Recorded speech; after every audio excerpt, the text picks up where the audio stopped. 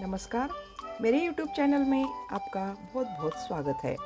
आज मैं ऐसी महिला की कहानी आपके सामने लेकर प्रस्तुत हुई हूँ जो बहुत ही वीरांगना और जिसे झांसी की रानी से जाना जाता है। रानी लक्ष्मीबाई का जन्म 19 नवंबर 1835 को काशी के वाराणसी में हुआ था। इनके पिता का नाम मोरोपंत तांबे और माता का नाम भागीरथी बाई था। इनका बचपन का नाम मणिकर्णिका रखा गया, परंतु प्यार से मणिकर्णिका को मनु कहकर पुकारा जाता था। मनु की अवस्था अभी 4-5 वर्ष की ही थी कि उनकी मां का देहांत हो गया।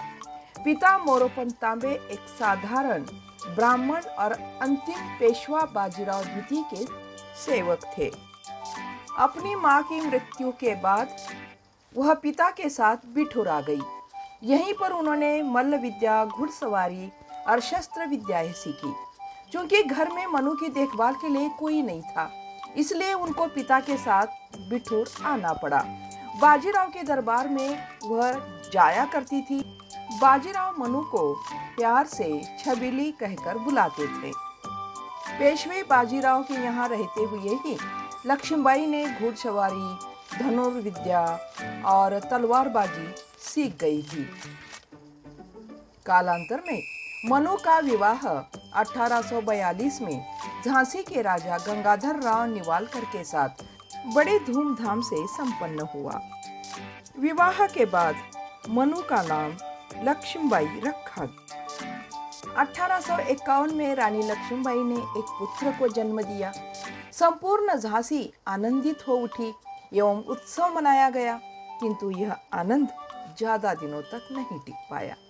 कुछ ही महीनों बाद बालक गंभीर रूप से बीमार हुआ और 4 महीने की आयु में ही उसकी मृत्यु हो गई। झांसी फिर से शोक सागर में डूब गई और सन 1853 में राजा गंगाधर राव भी अस्वस्थ हो गए और उनको भी पुत्र प्राप्ति का आनंद न मिलने से उनकी भी मृत्यु हो गई। वैसे मृत्यु पूर्व ही राजा गंगाधर राव ने दत्तक पुत्र लेने की सूचना अंग्रेजों को दे दी थी, परंतु अंग्रेजों को यह स्वीकार नहीं था। अंग्रेज तो झांसी के राज्य को अपने शासन में मिलाकर साम्राज्य चलाना चाहती थी। अंग्रेजों के ये चाल देखकर रानी लक्ष्मीबाई ने ईस्ट इंडिया कंपनी को सुना दिया कि मेरी झांसी मैं कभी नहीं दूंगी। अंग्रेज सरकार झांसी का राज्य हथियाने के लिए पूरी कोशिश कर रही थी। उस समय रानी हिम्मत हार कर नहीं बैठी, वो भी पूरे जोर और शोर के साथ, हिम्मत के साथ अंग्रेजों का मुकाबला करने के लिए तैयार हो गई। अंग्रेज झांसी के रानी को किला खाली करने के लिए मजबूर कर रहे थे। इससे रानी बिल्कुल भी नहीं घबराई और अपना राज्य अंग्रेजों को देने के लिए भी तैयार नहीं हुई।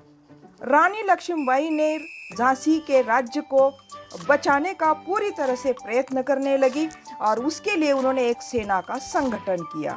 रानी के इस संगठन में कई राजाओं की भागीदारी रही।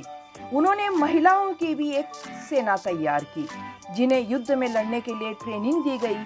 इसके अलावा महारानी लक्ष्मीबाई की सेना में अस्त्र शस्त्रों के विद्वान गुलाम खान, दोस्त खान, खुदा बख्श, काशीबाई, मोतीबाई, सुंदर, मुंदर, लाला भाऊ बख्शी, दीवान रघुनाथ सिंह, दीवान जवाहर सिंह समेत 1400 सैनिक शामिल थे।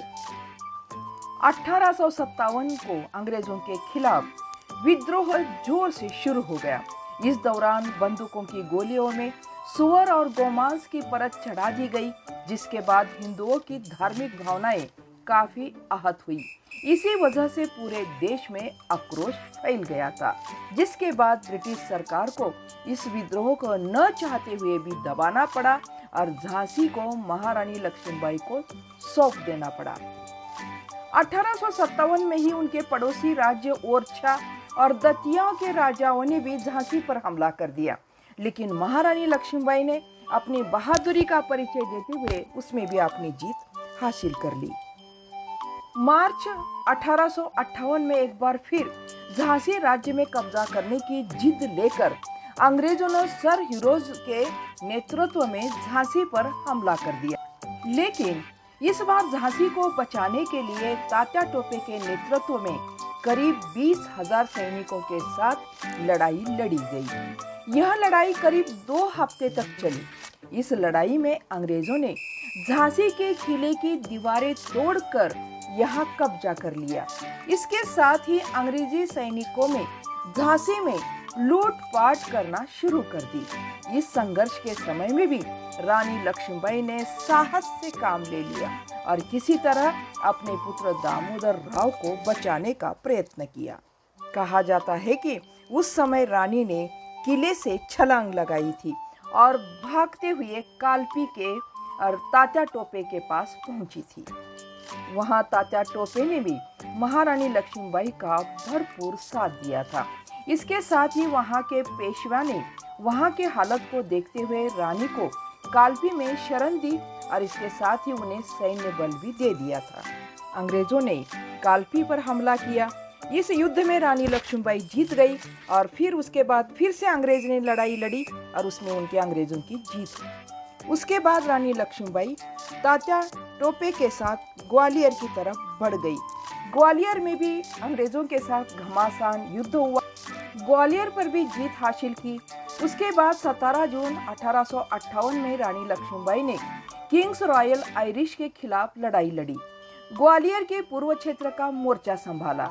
इस युद्ध में रानी के साथ उनकी सेविकाओं ने भी उनका साथ दिया, लेकिन इस युद्ध में रानी का घोड़ा नया था, क्योंकि रानी का घोड़ा राजरतन पिछले युद्ध में मारा गया था। अब इस युद्ध में रानी को भी अंदेशा हो गया था कि उनके जीवन की आखिरी लड़ाई है।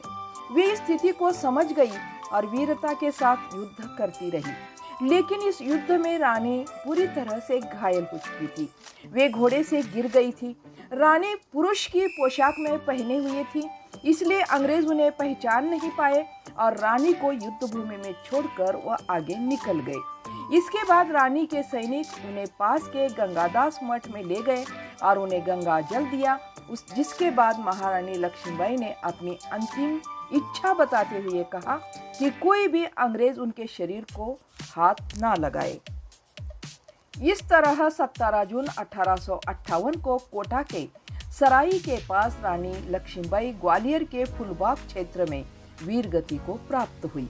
साहसी वीरांगना रानी लक्ष्मीबाई ने हमेशा बहादुरी और हिम्मत से अपने शत्रुओं को पराजित कर वीरता का परिचय दिया और देश को स्वतंत्रता दिलवाने में उन्होंने अपनी जान तक न्यौछावर कर दी।